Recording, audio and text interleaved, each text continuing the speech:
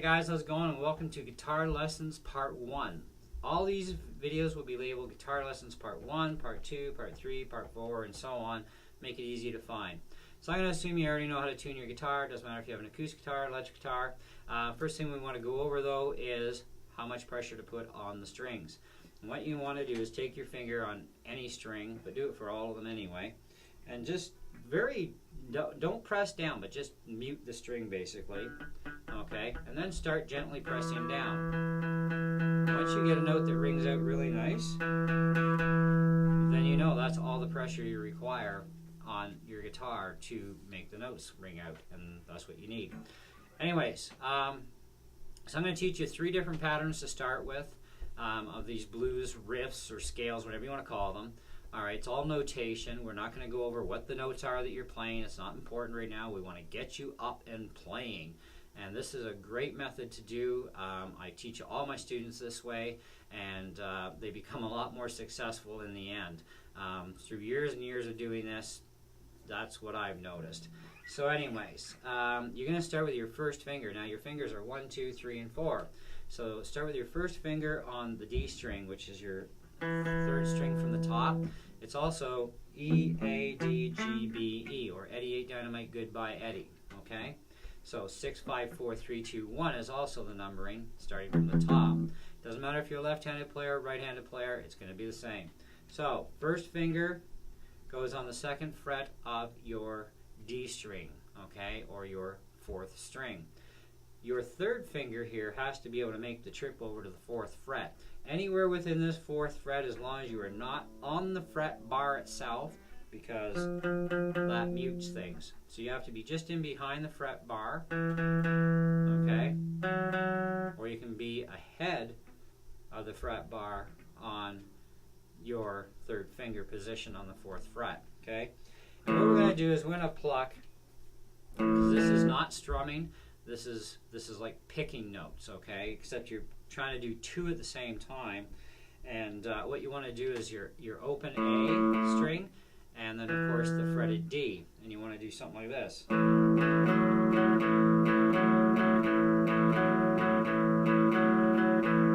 Now it is important to have an angle of attack, so you'll notice my hand is actually pitching out towards the headstock. And that's kind of what you got to do here in order to get this angle correct, and also have your fingers lay down in the right positions too.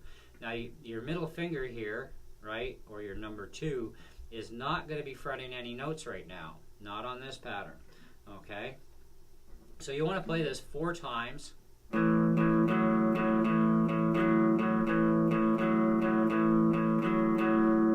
you want to switch it down 1 string, so onto your G string next, and you're going to play this twice. And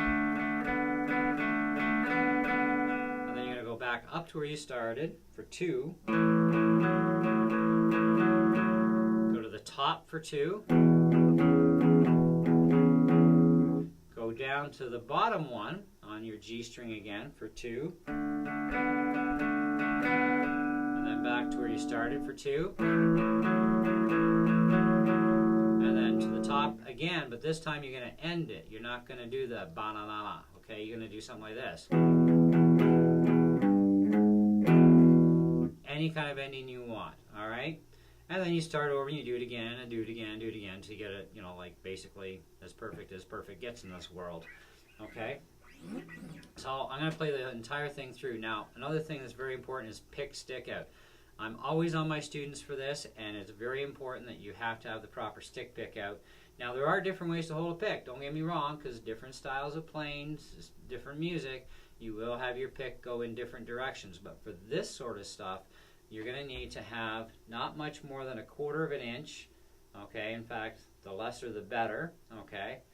And then that's what the backside of your pick should look like, all right? And then you want to have some support with your fingers here against the body. You don't want to, you know, hammer your fingers in there and just keep them there, okay? But you want to have them kind of close together, right? And in a bit of a cupping shape or a semi-C shape, right? You want to do this kind of a movement.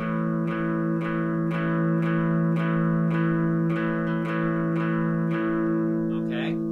So I'm going to play this through once for you.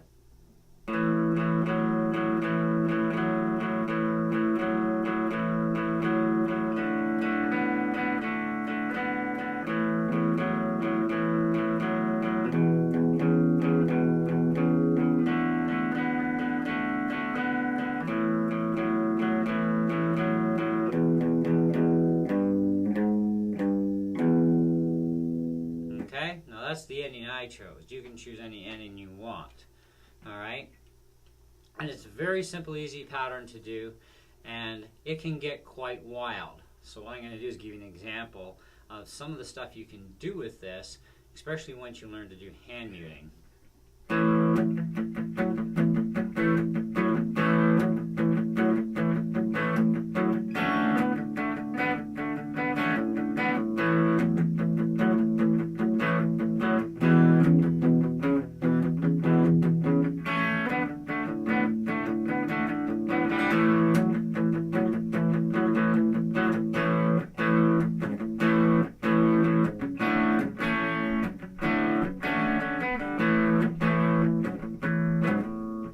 Okay, you get the idea? So you'll be able to do stuff like that as you progress and go on and you experiment, and once we get into teaching you hand muting techniques or hand dampening techniques, it's really going to help you out, and you can play a lot faster too, right? But you got to learn things, you take baby steps, you learn to crawl, then you learn to walk, then you learn to run, and then of course you learn to run like hell until you're out of control, and then you back off to where you can control. So that concludes part 1. Stay tuned for more. Thanks for watching. Catch you on the next one.